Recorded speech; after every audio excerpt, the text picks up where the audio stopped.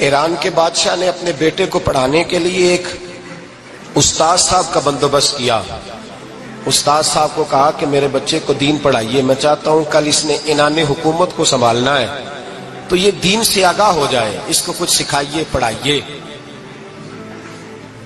بہت نیک بزرگ بڑے درویش عالم پڑھانے لگے، اسباق مکمل ہو گئے، دین کے اسباق قرآن مجید پڑھایا، احادیث طیبہ کا درس دیا، اصول فقہ سے روشناس کرایا. جب بچے نے مکمل تعلیم حاصل کر لی اور آمین ہو گئی، دستار ہو گئی، فارغ ہو گئے، تو پھر ایک دن استاد صاحب نے کہا بیٹے کل تم نے ضرور آنا ہے، کچھ بات کرنی ہے. شہزادہ گیا ملنے استاد صاحب سے. استاد صاحب نے کنڈی لگا لی، ہاتھ میں درہ پکڑ لیا، مار مار کے پورے وجود کو زخمی کر دیا. کوئی غلطی نہیں، کوئی بات نہیں، مارا. اب بچہ آیا آ کے بادشاہ سلامت سے کہا کہ ابا جی سمجھ نہیں آئی، بڑا مارا ہے استاد. تو سیانے تھے نا بادشاہ، یہاں تو قاری صاحب روز کٹہرے میں کھڑے ہوتے ہیں، مولوی صاحب آپ نے میرے بچے کو کیوں مارا ہے؟ آپ 8,000 کے مولوی ہیں، میرا کئی کروڑ کا بچہ ہے، سویرے بدل لیں گے. خبردار آپ نے بچے کو ہاتھ لگایا، اپنی حیثیت میں رہے معاذ. جو قومیں استادوں کو کٹہروں میں کھڑا کرتی ہیں وہ ترقی نہیں کر پاتی. جو استادوں کو کٹہروں میں روز کھڑا کرتا ہے. کہا ابا جی بڑا مارا ہے. تو والد بڑے سمجھدار تھے، کہنے لگے بیٹا استاد باپ ہوتا ہے، وہ زیادتی نہیں کرتا، کوئی بات ہوگی میں تیرے استاد کو کٹہرے میں نہیں بلاؤں گا. اماں سے بات کی، اماں کہنے لگی بیٹا میں تیرے باپ سے کیسے بات کروں، ڈرا. وقت گزر گیا، 22 سال بیت گئے، 22 سال گزر گئے. بادشاہ کا انتقال ہوا، شہزادہ تخت پہ بیٹھا. پہلا حکم یہ دیا کہ میرے استاد کو بلاؤ. پہلا حکم. استاد جی بوڑھے ہو گئے تھے، چھڑی کے اوپر ٹیک لگا کے آئے اور بھویں سفید ہو کے جھک گئی تھیں. یوں آنکھ کھول کے بڑی مشکل سے دیکھا، کہنے لگے شہزادے حکم ہو. کب میں شہزادہ نہیں، اب میں بادشاہ بن گیا ہوں. استاد جی 22 سال بیت گئے، آپ نے مارا تھا، پر وہ درد چونکہ زیادتی کی تھی، میرا قصور کوئی نہیں تھا، تو نہ میری روح سے درد گیا ہے نہ میرے جسم سے گیا ہے. میں بے اختیار تھا، پوچھ نہیں سکتا تھا، آج با اختیار ہوا ہوں. سب سے پہلے پہلا حکم آپ کو دیا، بلایا ہے، بتائے کیوں مارا تھا، کیوں مجھے مارا تھا، میری زیادتی بتائے. تو استاد، بوڑھے استاد کی آنکھیں آنسوؤں سے بھر گئیں. کہنے لگے بیٹے بس آج کے دن کے لیے مارا تھا، یہ جو دن آ گیا نا میری زندگی میں اس لیے مارا تھا، یہ میں چاہتا تھا میری زندگی میں وقت ہے، آج کے بس میری مراد پوری ہو گئی. کہ صاحب کس لیے، مجھے بھی سمجھائیں. آپ فرمانے لگے کتنی دیر ہو گئی تجھے مار کھائے ہوئے، کتنا زمانہ بیت گیا؟ کہنے لگا 22 سال. پر میں زخم بھولے تو نہیں، درد ختم تو نہیں ہوئی، تمہیں بات 1 منٹ کے لیے بھی تمہارے حافظے سے محو تو نہیں ہوئی؟ کہ استاد جی روز رات کو یاد آتی، روز خیال آتا تھا. استاد کہنے لگے بھائی تو بے اختیار تھا، پوچھ نہیں سکا، 22 سال تجھے یاد رہا، مجھے پتا تھا تو ایک دن حکمران بنے گا، میں نے تجھے اس لیے مارا تھا کہ بیٹے یاد رکھنا، کسی پہ ظلم نہ کرنا. اگر تجھے 22 سال تک یاد رہا ہے تو جس پر تو ظلم کرے گا اسے بھی قیامت تک یاد رہے گا. اور یہ یاد رکھنا، تو آج با اختیار ہوا تو تو نے مجھے بلا لیا ہے، قیامت کے دن غریب با اختیار ہو جائیں گے، مظلوم با اختیار ہو جائیں گے. وہ با اختیار ہوں گے للہ الواحد القہار، رب کریم کی بارگاہ کے اندر ان کا اختیار ہوگا، اکیلے اللہ کی حکمرانی ہوگی. پھر وہ بلائیں گے بڑے بڑے کج کلا، دنیا میں جن کی پگڑیاں اونچی تھی وہ سر جھکائے کھڑے ہوں گے. دنیا میں جو ڈکٹیٹر بنتے تھے ان کی پشتیں لال ہوں گی، ان کو غدار لکھا جائے گا، قیامت تک نہیں بھولے گا. ظلم کرنا تو سوچ سمجھ کے کرنا، نہ کرنا جتنا تم سہ سکتے ہو، اتنی زیادتی کرنا جتنی قیامت میں تم برداشت کر سکتے ہو. میرے نبی کریم صلی اللہ علیہ وسلم نے فرمایا ظلم سے بچو، یہ قیامت کے اندھیروں میں سے ایک اندھیرا ہوگا. زندگی میں زیادتی نہ کریں. اگر تھوڑی دیر کے لیے کوئی چیز برداشت کر جائیں گے تو وہ فائدہ دے جائے گی، کچھ دیر کے لیے اگر سہ جائیں گے تو نفع مل جائے گا. سہنے کی کوشش کریں لیکن زیادتی نہ کریں. نظر کو، سوچ کو، ذہن کو پاک رکھیں. اور میرے بھائی زندگی پوری ظلم سے بچیں، زیادتی سے بچیں.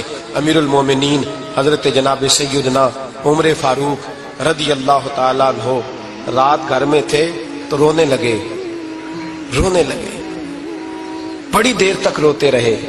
والدہ اٹھی تو صاحبزادے سے کہنے لگی پتہ کرو تمہارے باپ کو کیا مسئلہ ہے۔ شہزادے آئے، کہنے لگے امیر المومنین والد گرامی کیا ہوا؟ تو حضرت عمر فاروق کہنے لگے بیٹا اپنی اماں کو بلاؤ۔ والدہ آ گئیں، کیا بات ہے؟ کچھ طبیعت خراب ہے تو حکیم کا بندوبست کیا جائے۔ تو حضرت عمر کہنے لگے کچھ بھی نہیں، آج مسجد سے نکلا ہوں تو نبی پاک کے صحابہ میری تعریفیں کر رہے تھے۔ یہ حضرت فاروق اعظم کے وصال کے قریب کے دن ہے۔ تعریف ایک تو حضرت یہ رونے کی بات ہے کہ خوش ہونے کی؟ آپ فرمانے لگے نہیں، سوچتا ہوں باہر تو میں اچھا رہا ہوں، پتہ نہیں گھر میں ہی کوئی زیادتی نہ ہو گئی ہو، پتہ نہیں تمہارے ساتھ بھی میرے معاملات ٹھیک تھے کہ نہیں، صحابہ تو تعریف کرتے ہیں، رو رہا ہوں تمہاری وجہ سے نہ الجھ جاؤں، بیوی ہی نہ کہے میرا حق ہی ادا نہیں کیا۔ یہ لفظ کہتے کہتے پہاڑ ہے یہ شخص، کیسر و کسرا کانپتے ہیں۔ حضرت عمر رو پڑے، بی بی سے کہنے لگے مجھے اللہ کی رضا کے لیے معاف نہیں کر دیتی؟ میرے اوپر بوجھ تھا امت کا، میں ساری رات مدینے کی گلیوں میں پھرتا تھا، دن سارا مسجد میں گزرتا تھا، میں تجھے وقت نہیں دے پایا، معاف نہیں کر دیتی؟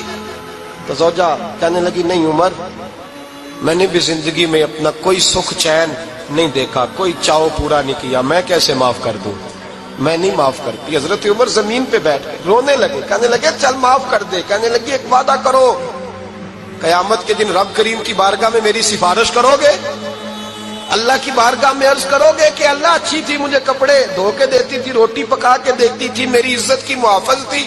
جناب عمر کہنے لگے تیرے ساتھ وعدہ ہے، رب اپنے فضل سے عمر کو جنت دے گا تو عمر تجھے جنت میں ساتھ لے کر کے جائے گا، تیرے ساتھ وعدہ ہے۔ میرے بھائی جن کے دلوں میں احساس تھا کہ ہم سے کوئی زیادتی نہ ہو جائے کسی جگہ، وہ تو یہاں تک معاملہ کرتے تھے، یہاں تک ان کا خیال رہتا تھا۔ عزیزو، ایک تو نظر میں حیا پیدا کریں، والدین کی بہت بڑی ذمہ داری ہے۔ لاکھوں بچے مرضی کی شادیاں کر رہے ہیں، ہزاروں گھر اجڑ رہے ہیں، یہ وہ والا زہر ہے جو ہر گھر میں تیزی سے پھیلتا چلا جا رہا ہے۔ پہلے ہم کہتے تھے کہ بچہ باہر نہ نکلے، اب کہتے ہیں اللہ کہیں موبائل لے کے تنہا نہ بیٹھ جائے، کہیں تنہا نہ بیٹھ جائے، کیا بنے گا اس کا اگر یہ گندگی اور یہ ایسا نشہ ہے جو اجاڑ کے رکھ دیتا ہے انسان کی توانائیوں کو۔ ایک تو ذہن کو، طبیعت کو پاک رکھیں، دوسرا زیادتی کبھی نہ کریں۔ یہ دو سبق اگر امت کو یاد ہو جائیں تو پھر معاشرہ بڑی تیزی سے اصلاح پذیر ہوگا۔ نہ دیکھو دنیا کیا کہتی ہے، یہ دیکھا کرو رسول اللہ کیا کہتے ہیں۔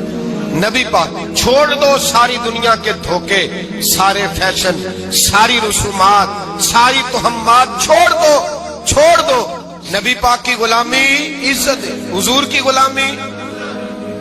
یار بندہ بالکل بے عمل ہو نا، بالکل، تو میری طرح داڑھی رکھ کے پگڑی باندھ کے بس میں بھی چڑھ جائے تو کئی لوگ سیٹیں خالی کر دیتے ہیں، کہتے ہیں بزرگوں یہاں آ جائیں، حضرت جی یہاں آ جائیں، تو پھر عزت کس چیز کی ہوئی؟ سنت مصطفیٰ کی ہوئی نا، پھر عزت نبی پاک کی سنت کی ہوئی نا، وقار کی ہوئی نا۔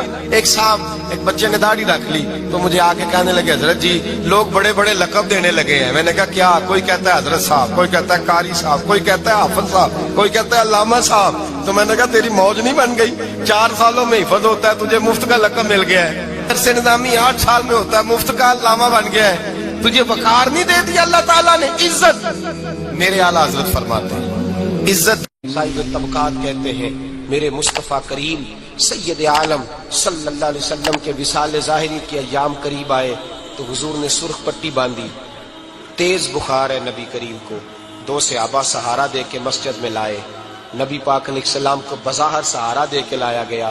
کریم رسول نے لوگوں کو جمع کیا، حضور آج کیا ہونے والا ہے، آج کیا کہا جائے گا، آج کس لیے میٹنگ بلائی ہے؟ نبی کریم کے کل صحابہ جب مسجد میں جمع ہوئے تو کھچا کھچ مسجد بھری ہے۔ وصال ظاہری سے چند یوم پہلے کی بات، نبی پاک نے فرمایا آج تمہیں کوئی جہاد کی ترغیب نہیں دینی، آج کوئی نیا پیغام نہیں دینا، آج تمہیں بتانا ہے کہ رب نے اپنے بندے کو اختیار دیا ہے، چاہے تو دنیا میں رہے، چاہے تو اس کی بارگاہ میں حاضر ہو جائے۔ اس عبد نے بارگاہ ربوبیت کی طرف لوٹنے کا ارادہ کر لیا ہے۔ حضرت صدیق اکبر رونے لگے تو صحابہ نے کہا تمہیں کیا ہوا؟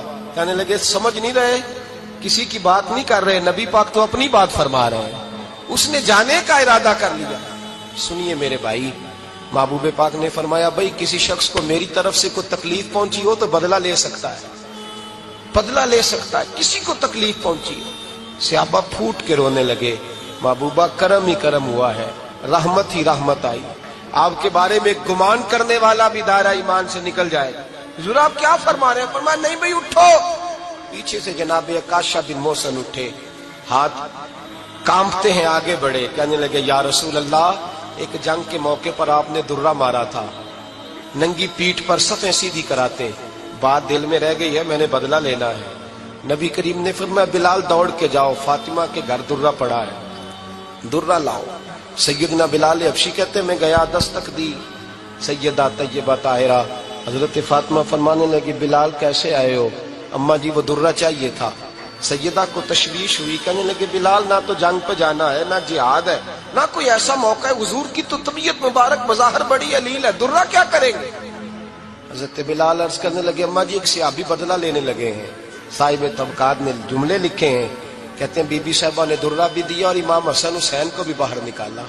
फरमाने लगी अकाशा से कहना 100 दुर्रे मारे, इन दो शहजादों के जिस्म पर नबी पाक के करीब न जाए, मैंने 2 बच्चे पैदा ही अपने महबूब पर कुर्बान करने के लिए किए, इनको ले जाए। हजरत बिलाल कहते मैं 2 शहजादे लेके आया, और जब दरवाजे में मैं लेके पहुंचा तो नबी पाक ने देखा तो आंखों में आंसू आ गए। फरमाया इनको बिठा दो, मुझे पता है फातिमा ने क्या कह के भेजा है।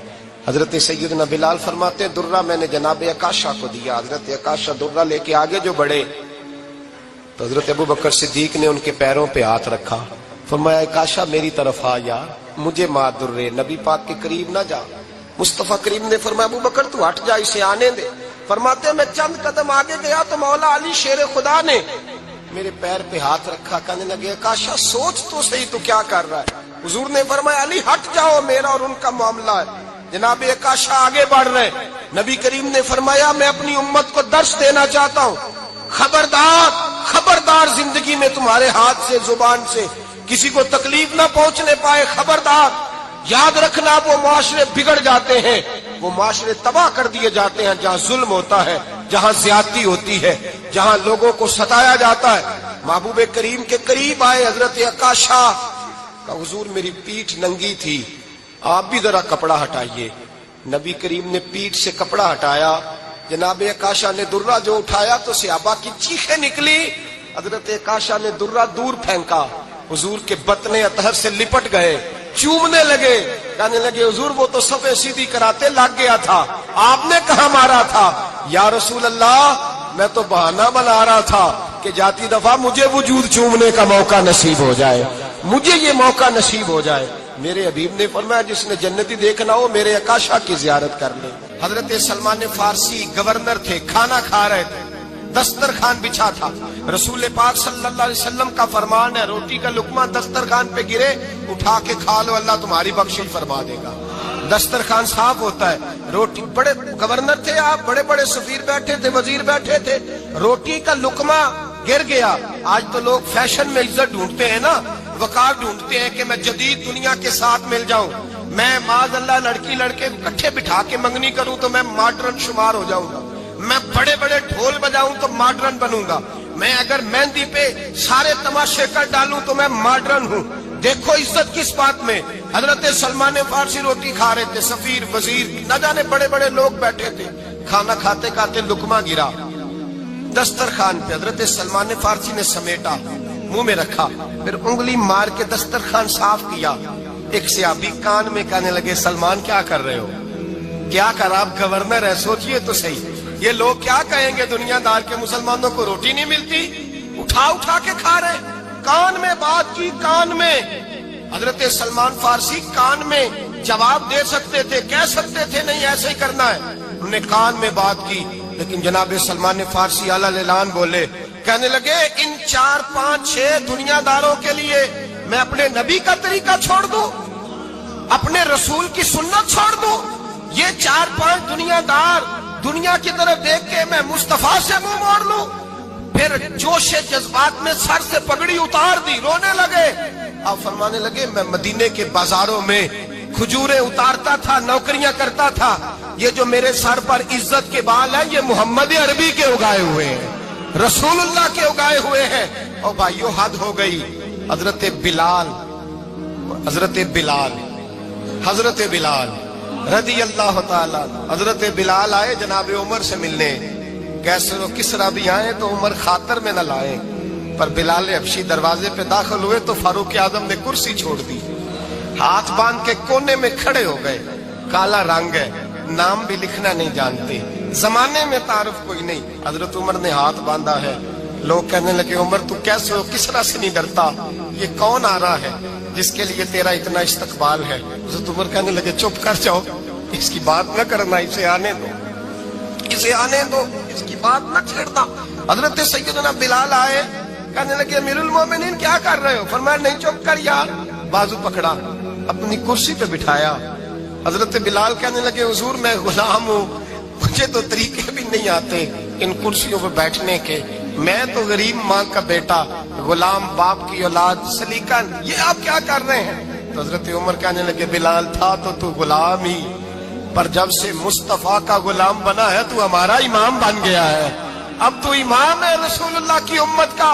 फरमाया वो मुझे दिन याद है जब मक्का फतह हुआ था, बुत टूट गए थे, बड़े बड़े सरदार थे, और मेरे नबी ने फरमाया बिलाल से कहो काबे की छत पे चढ़ के अजान दे। तो लोगों ने कहा हुजूर ये सारे जल गए हैं, किसी और की ड्यूटी लगा दे। हुजूर ने फरमाया चुप करो, बदर में मार खा के अजान पड़े तो बिलाल, ओहद में पत्थर बरसे अजान पड़े तो बिलाल, तपते सहराओं में पड़े तो बिलाल, हर जगह मार खाए तो बिलाल। और आज अगर अल्लाह ने इज्जत दी है तो मैं लोगों को देख के बिलाल को इज्जत ना दूं। मैं बताना चाहता हूं कि रसूलुल्लाह की गुलामी में इज्जत है। फरमाया कोई ऊपर नहीं चढ़ेगा, अबू बकर भी नीचे, उमर भी नीचे, उस्मान और अली, तलहा और जुबैर भी नीचे। आज ये हबशी गुलाम काबे की छत पे चढ़ेगा और मैं दुनिया को बताऊंगा कि असल इज्जत उसी के पास होती है जो रसूलुल्लाह का गुलाम हुआ करता है। हजरत बिशर आफी रहमतुल्लाह अलैह से सारा जमाना प्यार करता था। बगदाद का एक ताजर कहता है मुझे नहीं बाबा अच्छा लगता था। हमारा अपना अपना ज़हन है ना, हम कहते हैं मैंने जिधर सारी दुनिया जा रही है वहां नहीं जाना। कहते हैं कि वो बाबा मुझे नहीं अच्छा लगता था, हालांकि सारा बगदाद इज्जत करता। क्यों नहीं अच्छा लगता था? कहते इसलिए कि बाबा ना सिर्फ फर्ज मस्जिद में पढ़ता था, बाकी नमाज घर जा। तो मैं कहता था इतना वली है तो बाकी भी मस्जिद में पढ़े। कहते एक दिन मैंने कहा जसूसी करनी है इसकी, जो कि इस्लाम में मना है। कहते हजरत बिशर आफी रहमतुल्लाह अलैह ने जुमे के फर्ज पढ़े, फर्ज पढ़ के निकल गए दौड़ के। फरमाते मैं पीछे हो गया, मैंने कहा आज मैंने सुन्नतें छोड़ दी हैं पर इसका पता करना है, सुन्नत नफल बाद में पढ़ूंगा। कहते हैं हजरत बिशर आफी जल्दी से ना एक कबाब वाली दुकान पे गए, वहां से कबाब खरीदे। और मैंने कहा बूढ़े की उम्र देखो और इसके जायके देखो, इस उम्र में भी कबाब खाएगा। ओए होए, मौलवी को रोटी ने सताया था इसलिए सुन्नत और नफल छोड़ आया है। कहते हैं थोड़ा सा वो आगे बढ़े तो नान भाई की दुकान से ना नान खरीदे। मैंने कहा देखो यार, देखो इसके जायके, गरम नान खाएगा। बहुत सारे लोग बगदाद में रात की रोटी खाते पर ये गरम खाता है। कहते हैं हजरत वो नान और कबाब लेके ना जंगल की तरफ मुड़े तो मेरे दिल में ख्याल आया यार बड़ा ही इस आदमी का अजीब जहन है, ये अब सब्जे पे बैठ के यहाँ मौज करेगा, खाए पिएगा और सुन्नत नफल छोड़ दी। अल्लाह हजारों मुरीद है। कहते हैं हजरत जंगल में दाखिल हुए, थोड़ा सा सफर किया तो कच्ची आबादी आ गई। कच्ची आबादी, एक कच्चे मकान की टूटा हुआ दरवाजा, बाहर से कुंडी लगी। बगदाद के नंगे पांव चलने वाले हजारों मुरीदों के उस पीर ने कुंडी खोली, अंदर गए, एक फालज ज़दा बाबा जी बैठे। कहते हजरत बिशर आफी ने अपनी पगड़ी खोली और उस आदमी के मुंह से पानी निकल रहा था, राल टपक रही थी। कहते पहले अपनी पगड़ी से मुंह साफ किया, फिर प्याले से पानी डाल के मुंह धोया, फिर हजरत उसके टांगों पे कपड़ा डाल के रोटी का लुकमा तोड़ के उसके मुंह में डाल के कहने लगे बाबा नाराज ना होना, जुमे वाले दिन मुझे देर हो जाती है, अभी तो मैंने सुन्नत और नफल भी पढ़ने हैं, नाराज ना होना, मुझे देर हो जाती है। कहते हैं वो बाबा रो पड़ा और कहने लगा बिशर यार 14 साल हो गए तू रोज आता है। 14 साल, ये एक सदी का किस्सा है, 2-4 बरस की बात नहीं। 14 साल से तू रोज आता है, मैं पता नहीं कब तक लाश बने पड़ा रहूंगा, तू कब तक आएगा। हजरत बिशर आफी ने बाबे के आंसू पूछ के कहा बाबा फिक्र न कर, आज के बाद ये जुमला ना कहना कि तू मेरे लिए बोझ है। फरमाया लोग समझते हैं कि मैंने इबादत करके मकाम पाया है, لوگ سمجھتے ہیں میں نوافل زیادہ پڑھتا ہوں، دنیا جانتی ہے کہ میری رات کی تسبیح زیادہ مضبوط ہے، اور میں ان میں سے کوئی بات بھی نہیں، میں تو تیری نوکری کرتا ہوں تو اللہ نے میری عزتوں میں اضافہ فرما دیا ہے۔ سوچ ہی صاف نہیں، نظریہ ہی ٹھیک نہیں، فکر ہی ٹھیک نہیں۔ اسلام نظریے کا مذہب ہے۔ حضرت آدم سے لے کر جناب عیسیٰ تک آپ سارے انبیاء کو پڑھ لیں، وہ سارے یہی کہتے رہے کہ اللہ کے رسول آنے والے ہیں، اللہ کے رسول آنے والے ہیں، وہ آنے والے ہیں۔ پر فرق کتنا ہے، وہ کہا کرتے تھے آنے والے ہیں اور ہم کہہ رہے ہیں کہ آ گئے ہیں۔ وہ مسلمان تو چھوٹا سمجھتا ہے، تو شاید ہلکا جانتا ہے، ہوش کر اور اپنے اندر کے مصطفیٰ کریم کے اس غلام کو بیدار کر۔ رب فرماتا ہے میں نے تمہارے اوپر بڑا ہی احسان کیا، میں نے بڑا ہی احسان کیا۔ یا اللہ کیا؟ اور میں اس بات سے فیہم رسول ہوں، میں نے تمہیں اپنا شانوں والا رسول عطا کیا ہے۔ دیکھو تو لوگ کہتے ہیں ہمیں بھی بڑی خوشی ہے، ہمیں بھی میلاد نہیں ہم مناتے، خوشی ہمیں بھی بڑی ہے، پر جلوس میں ہم نہیں جاتے۔ میں دردمندانہ سوال ہے بھئی، ہمیں کیسے پتا چلے گا تمہیں خوشی ہے؟ خوشی ہو تو کیسے پتا چلے گا؟ بھئی ایک آدمی نے اپنے بھائی کو بلایا کہ میرے بیٹے کی شادی ہے، اس کو کارڈ بھیجا، اس نے وصول ہی نہیں کیا، میں ناراض ہوں۔ اس کو کہا شادی کی دعوت پہ آؤ، کہا میں نے نہیں آنا، میں ناراض ہوں۔ اور ہر بات پہ کہتا ہے مجھے بڑی خوشی ہے پر تم شادی کرو، آنا میں نے کوئی نہیں، مجھے بڑی خوشی ہے پر میں بارات کے ساتھ نہیں جاؤں گا، خوشی مجھے بڑی ہے، خوشی مجھے بڑی ہے پر میں ولیمے میں نہیں آؤں گا۔ تو آپ اس کو کیا جواب دیں گے؟ تو اپنی خوشی سام کے رکھ کون تو نہ ہی کہہ رہے ہی چنگا ہے۔ او بھائی ہم یہ صرف کہہ رہے ہیں کہ مسرت کا اظہار تو کرو، خوشی کا اظہار تو کرو، تھوڑا سا تمہارے چہرے تو بتائیں کہ تمہیں مصطفیٰ کے آنے کی بڑی خوشی ہے۔ اور یاد رکھو یہ میلاد شریف کا موقع پوری امت مسلمہ کو پیغام دیتا ہے، اور یہ موقع عالم کفر تک یہ پیغام پہنچاتا ہے کہ یہ قوم آج بھی سب سے زیادہ جڑی ہے تو اپنے نبی کے قدموں کے ساتھ جڑی ہوئی ہے۔ آپ کو پتا ہے میلاد انقلاب کا نام ہے۔ میلاد جب تک نہیں ہوا تھا تو بیٹیاں زندہ دفن ہوتی تھی۔ آپ علماء سے یہ سن تو لیتے ہیں پر ذرا اس معاشرے کی بے حسی تو دیکھو، بیٹی جان ہوتی ہے باپ، بیٹی رونق ہوتی ہے گھر کی۔ او بھائی بیٹی جو اتنے بخار والی ہوئی تو آپ پڑھیے نا، حضرت داعیہ کلبی کہتے ہیں میں موجود تھا جب وہ شخص آیا تھا۔ لوگ 12 ربیع الاول کے اس معاملے کو معمولی واقعہ سمجھنے لگے۔ نہ بھائی ہم تمہیں پیغام دے رہے ہیں، یہ معمولی واقعہ نہیں۔ حضرت داعیہ کلبی کہتے ہیں اس شخص نے آ کے عرض کی یا رسول اللہ صلی اللہ علیہ وسلم میں نے 100 بچی زندہ دفن کی ہے، زندہ دفن۔ اور کہتے ہیں میری اپنی بیٹی، میں سفر پہ تھا تجارت پہ، تو میرے پیچھے سے میرے گھر میں بیٹی ہو گئی، میری بیوی نے اپنے میکے جا کے چھپا دی، میں واپس آیا تو اس نے کہا بچہ ہوا تھا فوت ہو گیا، میں نے دفن کر دیا۔ جب بچی 4-5 سال کی ہوئی تو مجھے پتا چلا میری بیٹی ہے۔ کہتے میں اسے لایا اور میں نے اسے کہا میں تیرا باپ ہوں، تجھے تحفہ دے کے دوں گا، کھانا کھلاؤں گا۔ کہتے وہ میرے بالوں سے کبھی لپٹتی، کبھی میرے سینے پہ ہاتھ رکھتی، کبھی میرا ماتھا چومتی، پر میں اسے لے گیا اور لے جا کر میں نے گڑھا کھودا، اور اس گڑھے میں اس بچی کو جب رکھا، اس نے باہر آنا چاہا تو میں نے اس کے سر پہ ضرب لگائی، جب چوٹ لگائی تو وہ دوبارہ گڑھے میں گری۔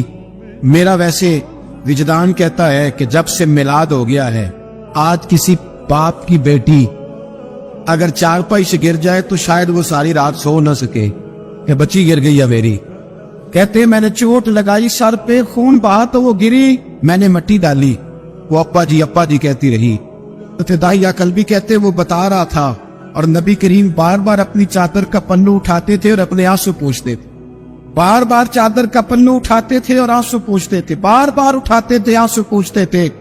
حضرت داعیہ کلبی کہتے حضور نے پوچھا تیری جرت کیسی ہوئی، تو حوصلہ کہاں سے لایا؟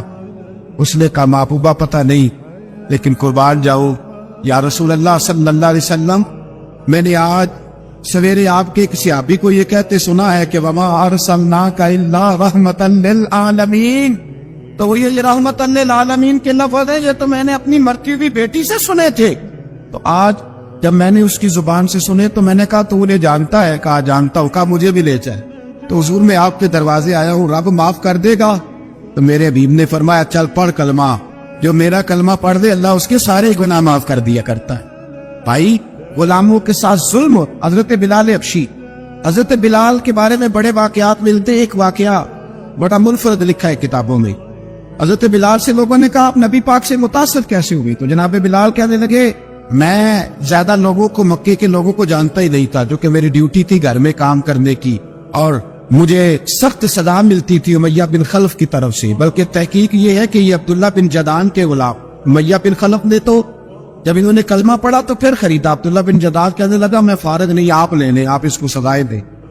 تو کہتے میں ان کے گھر میں ہوتا تھا تو میں تو زیادہ لوگوں کو جانتا ہی نہیں تھا، کبھی مجھے موقع ہی نہیں ملا تھا باہر نکلنے. ہماری غلاموں کی کوئی زندگی نہیں ہوتی. آج تو ہر آدمی کہتا ہے نا میں کچھ چودھری سے لے کے کھاتا ہوں. یہ جو تیرے اندر حوصلہ ہے نا، یہ میرے رسول نے تجھے عطا فرمایا ہے، یہ میرے نبی نے تجھے دیا ہے، ورنہ تو غلام بکا کر. یہ حوصلہ تجھے رسالت مآب نے دیا.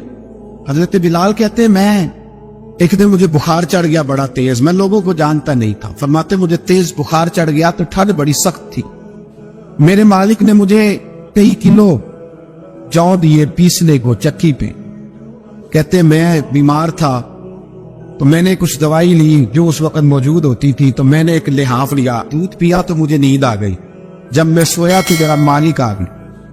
اس نے آ کر کے مجھے سوئے ہوئے دیکھا تو کھینچ کر کمبل اتارا، رضائی اتاری، لحاف اتارا. کہنے لگا اب تیری سزا یہ ہے کہ تو کھلے میدان میں بیٹھے گا، وہاں چکی پیسے گا، اور دوسری سزا یہ ہے کہ تجھے قمیض پہننے کی بھی اجازت نہیں. حضرت بلال کہتے تیز بخار، ٹھنڈ کا عالم، اور جب میں چکی پیس رہا تھا تو رو رہا تھا اور میں پوچھ رہا تھا خدایا ہمارے نصیب. سیدنا بلال حبشی رضی اللہ تعالیٰ عنہ فرماتے میرے دروازے کے قریب سے رسول پاک گزرے اور مجھے ہائے ہائے کرتے دیکھا تو دستک دی. میں نے کہا کون ہے؟ دروازہ کھلے آ جاؤ. محبوب اندر آئے تو پوچھنے لگے کیوں رو رہے ہو؟ میں نے کہا جاؤ اپنا کام کرو، یہاں دکھ سارے پوچھتے ہیں مداوا کوئی نہیں کرتا. کہتے میں نے سخت جملے کہے معاذ اللہ. حضور چلے گئے اور جب حضور جا رہے تھے تو میں کہہ رہا تھا بس جا رہے ہو نا، میں نے پہلے ہی کہا تھا جاؤ. کہتے قربان جاؤں. تھوڑی دیر گزری تو اللہ کے رسول کے ہاتھ میں گرم دودھ کا پیالہ تھا، کھجوریں تھی. حضور تشریف لائے اور کریم رسول نے مجھے کھجوریں دی، دودھ پلایا اور کہا چل جا کمبل میں بیٹھ جا. تو میں نے کہا چکی کون پیسے گا؟ وہ تو بڑا مارے گا. کہتے ہیں لوگوں اس نبی کا میلاد اور معراج بھول نہ جانا، اس رسول پاک کی محبتوں میں کمی نہ آنے دینا، اس محبوب کا نعرہ ساری دنیا میں لگا دینا. فرماتے ہیں میرے حبیب کے میں قربان جاؤں. مصطفیٰ کریم نے فرمایا تو بیٹھ رضائی میں اور آج تیرے حصے کی چکی میں پیسوں گا. کہتے ہیں ساری رات حضور چکی پیستے رہے، ساری رات. سویرے میں اٹھا اور میرے حبیب پاک نے مجھے وہ سارا کچھ دیا اور خود چلے گئے. اگلی رات پھر آئی تو حضور پھر آ گئے، مجھے پھر رضائی میں لٹایا، دودھ پلایا اور ساری رات چکی پیسی. کہتے ہیں بس تیسرے دن حضور چکی پیس کے جانے لگے تو میں نے قدم تھام لیے.